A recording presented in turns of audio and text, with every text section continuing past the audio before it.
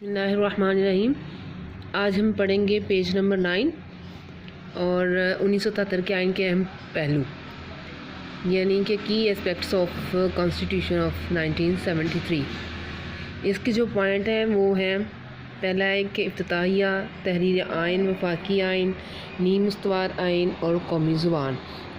इफ्तिताहिया 1956 और 1962 के आइन की तरह ही 1973 के आइन में भी करारदाद मकासद को इफ्तिताहिया के तौर पर शामिल किया गया, जिसके मुताबिक हाकमियत सिर्फ अल्लाह ताला की है। अवाम के नुमाइंदे अपने इख्तियारात का इस्तेमाल मुक़द्दस माना समझ के करेंगे, यानी कि वो कुरान और सुन्नत की हदूद के अंदर रहते हुए करेंगे।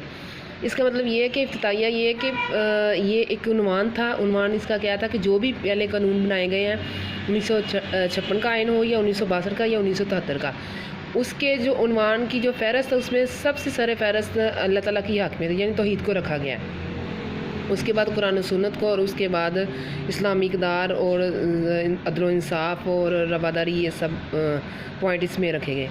जो पहला था वो था अल्लाह ताला की हाकमियत है। अल्लाह ताला की हाकमियत ये है कि जो भी अपनी लीडरशिप लेगा या जिसकी भी हुकूमत होगी, जो भी चार्ज लेगा, ओहदा संभालेगा, तो वो अपनी ज़िंदगी कैसे गुजारेगा और वो अपने जो रूल्स रेगुलेशंस हैं वो मुल्क में कैसे नाफिज करेगा, वो यही करेगा कि सिर्फ़ और सिर्फ जो असल हकमियत है वो अल्लाह ताला की है।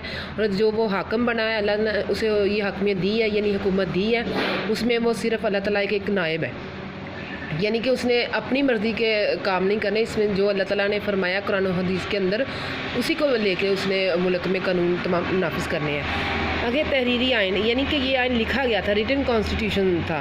पहले जो थे कवानीन वो सारे लिखे गए थे, आइन जो वो रिटन फॉर्म में थे, और ये भी ऐसे था कि ये पहले दसातीर की तरह ये आइन भी तहरीरी है।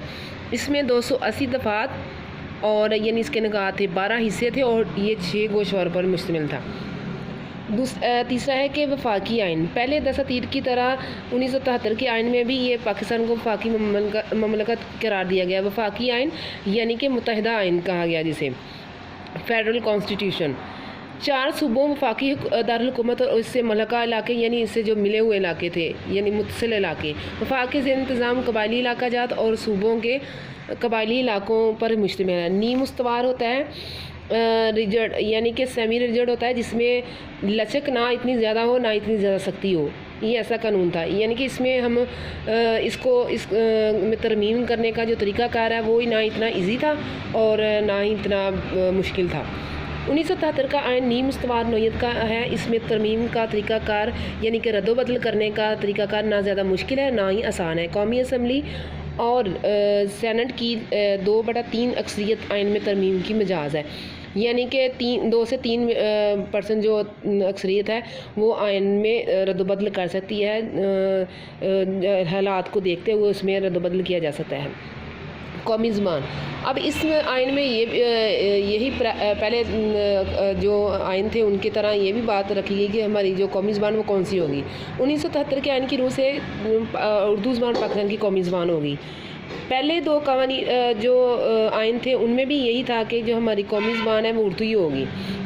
15 साल के अरसे में उर्दू को सरकारी तौर पर राइज करने के इंतज़ाम किए जाएंगे और इस दौरान अंग्रेज़ी ज़ुबान जो है बतौर सरकारी ज़ुबान इस्तेमाल की जाएगी, और लेकिन आज तक ऐसा नहीं हो सका। नेक्स्ट है इस्लामी आइन। पाकिस्तान के आइन में ममलकत का सरकारी मज़हब इस्लाम है। सदर और वज़ीर आज़म के लिए मुसलमान होना ज़रूरी है।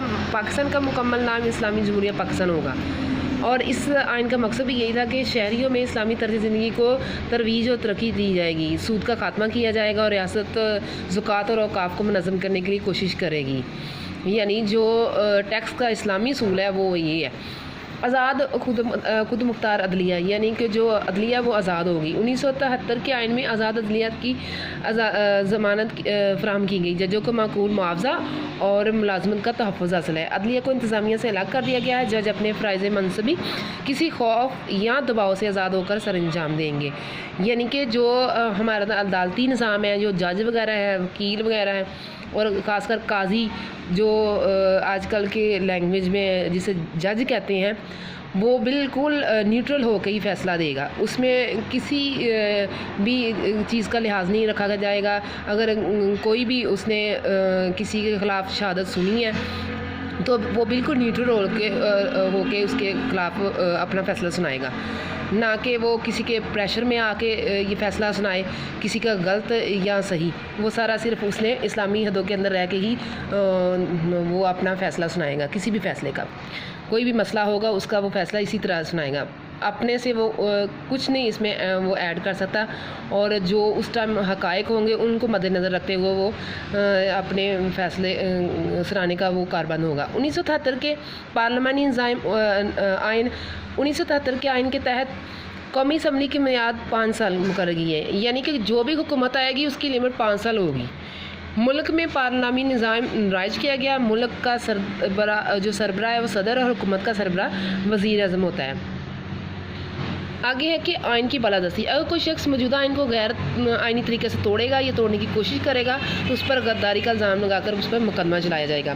آئینی ادارے 1973 کے آئین میں مرکزی اور صوبائی مفادات و معاملات کے تحفظ کے لیے آئین نے کئی ادارے بھی تشکیل دیے ہیں، جیسے مفادات کی کونسل، قومی اقتصادی کونسل یعنی معاشی لحاظ سے جو کونسل، قومی مالیاتی کمیشن، الیکشن کمیشن اور وفاقی محتسب ادارہ۔ یہ ادارے آئین کی حدود کے اندر رہتے ہوئے اپنے فرائض کو انجام دیں گے اور ملکی مفاد کو بھی مد نظر رکھیں گے۔ نیکسٹ ہے 2 ایوانی مقننہ۔ 1973 کے آئین کے مطابق پارلیمنٹ 2 ایوانوں پر مشتمل ہوگی، ایوان بالا سینٹ اور ایوان زیریں قومی اسمبلی کہلاتا ہے، اور اس میں تمام صوبوں کو نمائندگی دی جائے گی اور ایکویلٹی دی جائے گی۔ اور مستقل ایوان جو ہے وہ اس کی میعاد 6 سال ہے۔ ارکان کی تعداد 104 ہے، اور جو قومی اسمبلی ہے 342 ارکان پر مشتمل ہے۔ مجلس شورا کے کل ممبران کی تعداد 446، یہ بھی ایک آئینی ادارہ ہے، اور مجلس شورا یعنی مشورہ کرنے کی جو مجلس ہے۔ بنیادی حقوق۔ آئین میں شہریوں کو تمام بنیادی حقوق حاصل ہیں۔ پارلیمنٹ اور صوبائی اسمبلیوں کو بنیادی حقوق کے منافی کوئی قانون بنانے کی اجازت نہیں ہوگی۔